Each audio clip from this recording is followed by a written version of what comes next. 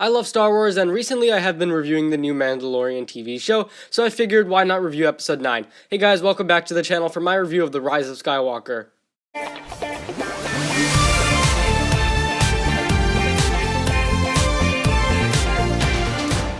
Hey everyone, welcome back to the channel. Hope you all have been enjoying your holiday week. But yeah, this is actually the end of the entire Skywalker saga, which has been in the making for 40 years now, which is pretty crazy. So it does have a lot to conclude, and that is definitely apparent in the movie. There will be spoilers, so please keep that in mind. I'll start by going over the characters and my thoughts on them, and then I'll talk about various plot points and the story itself. So we'll start with Rey, the main character for our trilogy, and she was pretty good in this movie. The entire trilogy is kind of about Rey trying to find her place in the galaxy, and this movie suddenly introduces the major reveal that she's actually Palpatine's granddaughter. And this reveal did feel definitely forced to some extent, and basically the movie retcons a lot of aspects of The Last Jedi. The Last Jedi basically says that, oh, Rey is a nobody, greatness comes from nothing and stuff like that, and basically The Rise of Skywalker is like, you know what, no, actually she is Palpatine's granddaughter. And again, her story is about her trying to find a family, which she does in the end. At the end she decides that she will now be Rey Skywalker, deciding that the Skywalkers are her true family since nobody else ever was. I also enjoy her relationship and interactions with Kylo Ren.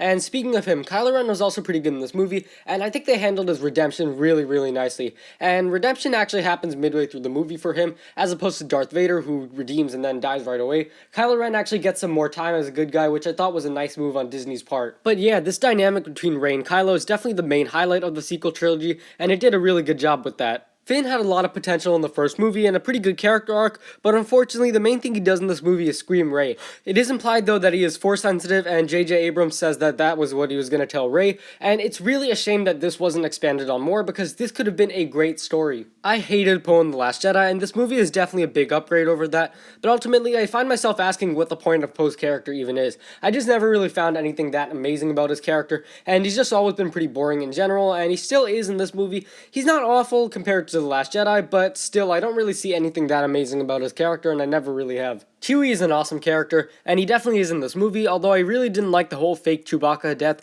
when Rey thinks she killed him, but actually she didn't. Just feel like that was dramatic and unnecessary, but other than that, I really loved his reaction to Leia's death, and I'm super glad he survived the trilogy. C-3PO also plays a pretty big role in the first act, and he plays that role very well. The humor with him was pretty good, especially during his interactions with the group. I think they did a nice job with the beloved protocol droid and definitely did him justice. Zorii Bliss is one of the most pointless characters of the entire saga, and honestly I just don't know why she was included at all. She's boring, underdeveloped, and takes away time from other characters. She really only exists to tell the audience that Poe is a spice runner, and Jannah has a similar problem too. She's a little better than Zorii simply due to having a more interesting backstory, but other than that, I mean, she's just really underdeveloped. Lando's presence in the movie is also pretty nice. He definitely could have played a bigger role, and actually the visual dictionary says that his infant daughter was kidnapped by the First Order, and this definitely could have been a good opportunity for a story, but I think it's just great that they included him at all. And I gotta say, I am really impressed with how they did Leia on this movie. It just really goes to show how far technology's advanced. So Leia's actor, as you all know, died a few years ago,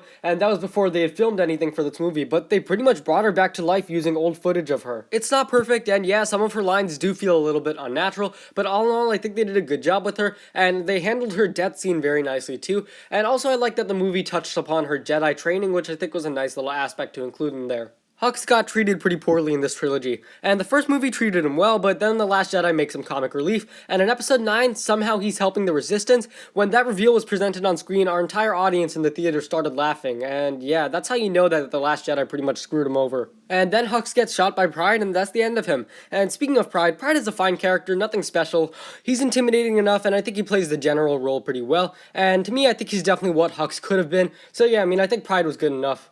Last but not least is Emperor Palpatine, and his performance is really good in this movie. He has a very creepy presence, especially before he gets his Sith powers back. You know, his eyes are white, he's hooked up to all of these machines and stuff, so I thought that was all done very well. And this movie basically confirms that he is the main villain of the Skywalker saga, which I feel is very fitting for him, but my biggest problem is just the fact that he returned in the first place, because yeah, this does ruin the Chosen One prophecy, and Palpatine has never been bad. He's still good in this movie, but I feel like this was probably his weakest movie out of these 7 he's been in. He was phenomenal in the prequels and he was really good in Return, but in this movie he feels good but not great, if you know what I mean. And now I want to talk about my favorite scene from the movie, and that scene would be when Han Solo comes back and talks to Kylo Ren, but just the acting in the scene was phenomenal, especially from Adam Driver. You could definitely feel all the conflict inside of him, and he's just been a really good actor throughout the entire trilogy, so huge props to JJ for casting him. But yeah, I mean, I really feel the emotion in the scene, and even when he's about to say I love you and Han Solo says I know, the reference back to Empire, I thought that was really nice. I really loved Luke's presence in the movie too as a Force ghost, and especially when he is lifting that X-Wing on Ahch-To, I feel like that was a very powerful scene. He's went from being the whiny boy who needed the power converters to a Jedi rejecting the dark side, and now he's this wise bastard doing what Yoda did all those years ago, and I feel like that was just a very well done scene. The main lightsaber duel in this film would be Rey versus Kylo Ren on the Death Star ruins, and I mean, none of the lightsaber battles are bad. In fact, I like them all, but this is probably one of the weaker ones.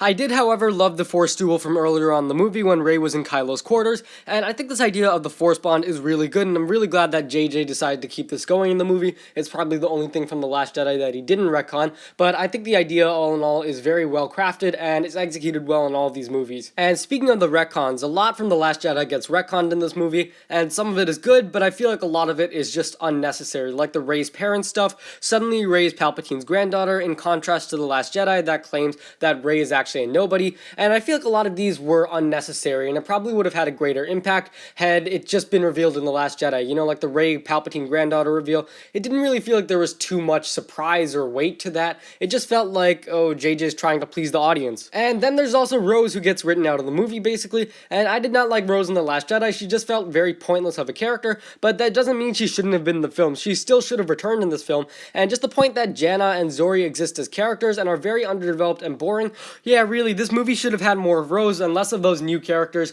and yeah, the movie shouldn't have had any new characters. The movie should not be introducing new characters in the final installment of the Skywalker saga. There's already enough to resolve as it is, so I don't know why you're going to just introduce a lot of new characters, and that's probably my biggest issue with the film. There's way too much going on. You got Lando, you got those two new characters, there's the Final Order, General Pryde, and all this different stuff going on, and it is a lot to deal with. And the first half of the movie does feel very rushed. It just feels like there's way too much going on. They're traveling from planet to planet without any rest, and even that first sequence with the Millennium Falcon and the light speed skipping, I feel like all of that was just very unnecessary. But as the end for the Skywalker saga, is it perfect? Absolutely not. This movie is far from perfect, and it does have its fair share of flaws, but I think the movie does a good job of bringing everything together and connecting this trilogy to the other two trilogies, and that's something that I had really felt about the last two movies. It just felt very disconnected from the other two trilogies, and this movie does a good job of bringing everything together. So in the end, I'm going to give this movie a 7.5 out of 10. Its main flaws are being too rushed and taking on too much, and it also could stand to be a bit more original at times, but I still think it is a good conclusion to the Skywalker saga, and it handles that connection between Rey and Kylo very, very well. Thanks for watching. If you guys enjoyed, be sure to leave a like, subscribe, and share with anyone ever you know.